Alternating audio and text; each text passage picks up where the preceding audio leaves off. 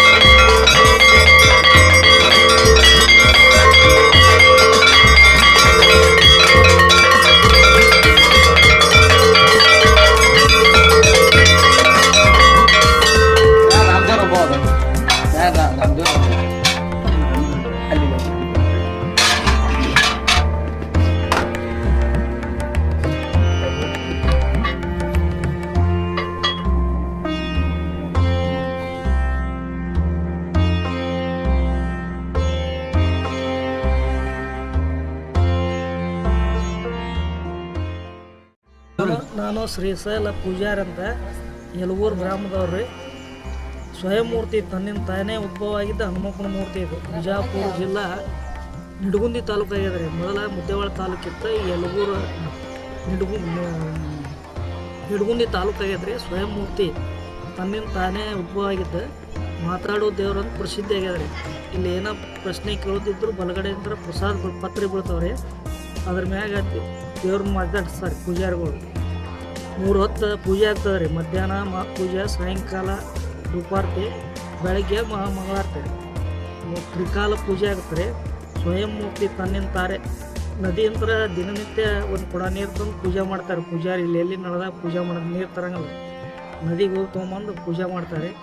ಮತ್ತು ಕಾರ್ತಿಕೋತ್ಸವ ಇರ್ತದೆ ರೀ, ಒಂದು ತಿಂಗಳ ಪಾಡ್ಯಲಿಂತ್ರ ಅಮಾವಾಸ್ಯೆ ತನ ಒಂದು ತಿಂಗಳ ಕಾರ್ತಿಕೋತ್ಸವ ಇರ್ತದೆ. ಆಮೇಲೆ ಫೆಬ್ರವರಿ ತಿಂಗಳದಾಗ ಭಾರತ ಹುಣ್ಣಿಮೆ ಆಗಿಂತ ಶನಿವಾರ ದಿವಸ ಕಾರ್ತಿಕೋತ್ಸವ ಅಂತ ಜಾತ್ರೆ ಆಗತ್ತೆ ರೀ. 3 ದಿವಸ ಎಲ್ಲ ಊರು ಕಟ್ಕೊಂಡು ಭಾರಿ ಜನಸಂಖ್ಯೆ ಭಾಳ. ಡೇಟ್ ಯಾವಾಗ? ಫೆಬ್ರವರಿ ತಿಂಗಳು. ಈ ತಿಂಗಳ 7ನೇ ತಾರೀಕಿಗೆ ಬರ್ತದೆ ರೀ. 6-7 ಏನು ಬರ್ತದೆ ರೀ ಫೆಬ್ರವರಿ. ಇನ್ನೂ 2 ತಿಂಗಳಿದೆ. ಹಾಂ ರೀ. ಪ್ರತಿ ನೈವೇದ್ಯ ಇರ್ತದೆ ರೀ.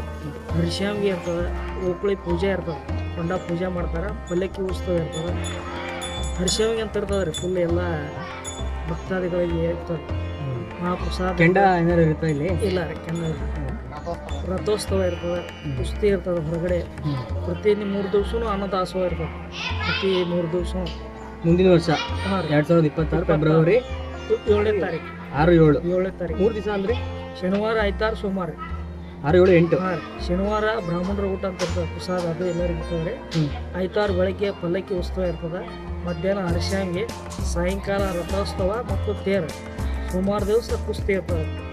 ಈ ಕಾರ್ಯಕ್ರಮ ಸಂಗೀತ ಕಾರ್ಯಕ್ರಮ ಒಂದು ಇರ್ತದೆ ರೀ ಶನಿವಾರ ದಿವಸ.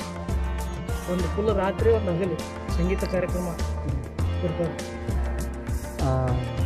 ಪೂಜೆ ಟೈಮಿಂಗು ಮತ್ತು ದೇವಸ್ಥಾನ ಓಪನಿಂಗ್ ಟೈಮಿಂಗ್ಸ್ ಎಲ್ಲ ಯಾವಾಗ? ಓಪನಿಂಗ್ ಬೆಳಗ್ಗೆ 6 ಗಂಟೆಗೆ ಚಾಲು ಹೋಗಿದ್ರೆ ರಾತ್ರಿ 10 ಗಂಟೆ ತನಕ ಫುಲ್ ಇರ್ತದೆ. 10 ಗಂಟೆವರೆಗೂ ಇರುತ್ತಾ? 9:30 ಗಂಟೆ ಭಕ್ತಾದಿಗಳು ಯಾವಾಗ ಬೇಕಾದ್ರೂ ಬರ್ಬೋದು ಬರ್ಬೋದು. 6 ಗಂಟೆ ಮೇಲೆ. 6 ಗಂಟೆ ಮೇಲೆ ಬರ್ಬೋದು. ಮತ್ತು ಅನ್ನದಾಸೋಹ ಏನಾರು ಇದೆಯಾ? ಪ್ರತಿ ಅಮಾವಾಸ್ಯೆ ಒಂದು ಇರ್ತದೆ ರೀ. ಓಕೆ. ಪ್ರತಿ ಅಮಾವಾಸ್ಯೆ ಬೆಳಗ್ಗೆ 8 ಗಂಟೆಗೆ ಚಾಲು ಹೋಗಿ ಸಾಯಂಕಾಲ 5 ಗಂಟೆ ತನಕ ಇರ್ತದೆ ರೀ. ಜಾತ್ರೆ ಒಳಗಂತೂ ರಾಮನವಮಿ ಒಳಗೆ ಪ್ರಸಾದ ಇರ್ತದೆ 15 ದಿವಸ. ಜಾತ್ರೆ ಒಳಗೆ ಇರ್ತದೆ. ಅಮಾವಾಸ್ಯೆ ದಿವಸ ಇರ್ತದೆ.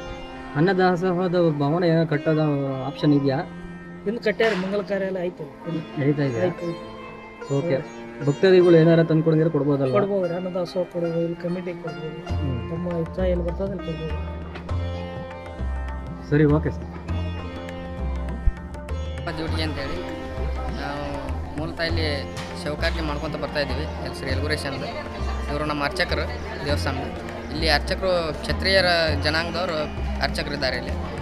ಇದು ಯಲಗುರೇಶ್ವರನ ದೇವಸ್ಥಾನ ಮೊದಲ ದೇಸಾಯರ ಆಳ್ಕೆ ಒಳಗಿತ್ತು. ಇವಾಗ ಕಮಿಟಿ ನಿರ್ಣಯ ಏನು ಮಾಡ್ಕೊಂಡಿದ್ದಾರೆ, ಟ್ರಸ್ಟ್ ಆಗಿದೆ. ಇಲ್ಲಿ ತ್ರಿಕಾಲ ಪೂಜೆ ನಡೀತಾ ಇದೆ ಶ್ರೀ ಯಲಗುರೇಶನಿಗೆ. ನೆಸಿಗ್ನೆಯಲ್ಲಿ 5 ಗಂಟೆಗೆ ಕಕ್ಕಡಾರತಿ, ಮಧ್ಯಾಹ್ನ 12 ಗಂಟೆಗೆ ಧೂಪಾರತಿ, ರಾತ್ರಿ ಮಹಾಪೂಜೆ ನೆರವೇರುತ್ತೆ. ಇಲ್ಲಿ ವಿಶೇಷ ಅಂತಂದರೆ ಜಾತ್ರೆ ದಿನಗಳಲ್ಲಿ ವಿಶೇಷವಾಗಿ ಅಲಂಕಾರ ಮತ್ತು ಪಲ್ಲಕ್ಕಿ ಸೇವೆ, ರಥೋತ್ಸವ ಅದೆಲ್ಲ ಇದಾಗುತ್ತೆ. ಶ್ರೀ ಯಲಗುರೇಶ್ವರ ಇಲ್ಲಿ ಆಲ್ಮಟ್ಟಿ ಹತ್ರ ಗೊಂದಿಕೇರಿ ಅಂತಲ್ಲಿ ಜನಿಸಿದ್ರು ಅವರು. ಇವ್ರನ್ನ ಅರ್ಚಕರ ಸ್ವಪ್ನದಲ್ಲಿ ಬಂದು ಶ್ರೀ ಯಲಗುರೇಶ ಜನ ಇಂತಲ್ಲಿ ಬಂದು ಸ್ಥಾಪನೆ ಮಾಡಿ ಅಂತ ಹೇಳಿದಾಗ ಅರ್ಚಕರು ಬಂದು ನಾವೆಲ್ಲರೂ ಕೂಡಿ ಶ್ರೀ ಯಲಗುರೇಶನನ್ನು ಇಲ್ಲಿ ತಂದು ಸ್ಥಾಪನೆ ಮಾಡಿದ್ದೆ. ಇದು 1200 ಇತಿಹಾಸದ ಕಾಲ ಇದೆ ಅಂತ ಹೇಳ್ತಾರೆ. ಅದು ನಮಗೂ ಗೊತ್ತಿಲ್ಲ, ನಾವು ಹಿರಿಯರ ಮುಖಾಂತರ ನಮಗೂ ತಿಳ್ಕೊಂಡಿದ್ದು.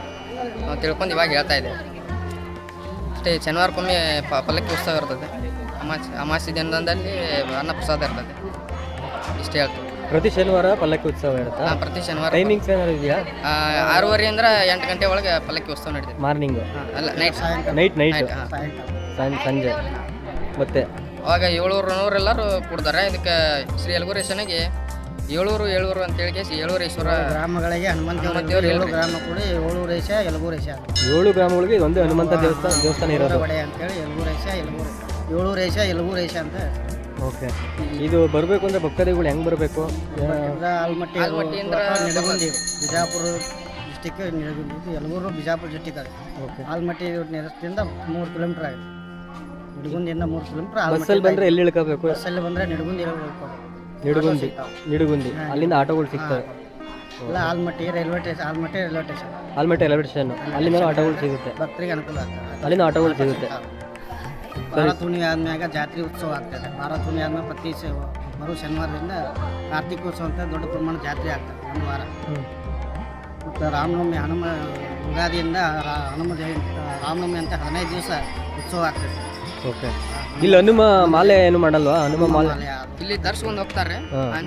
ಅಂಜನಾದ್ರಿ ಇದು ಮಾಡ್ತಾರೆ. ಅಲ್ಲಿ ವೃತ ಆಚರಣೆ ಮಾಡ್ತಾರೆ. ಓಕೆ. ಅಲ್ಲಿ ಮಾಲೆ ಧರಿಸ್ಕೊಂಡು ಹೋಗಿ ಅಲ್ಲಿ ಇಸ್ಕಿಂದ ಮೇಲೆ ಹತ್ರ ಅಲ್ಲಿ ಹೋಗಿ ಮಾಲೆ ವೃತವನ್ನು ಮಾಡ್ತಾರೆ. ಸರಿ ಸರ್, ಥ್ಯಾಂಕ್ ಯು.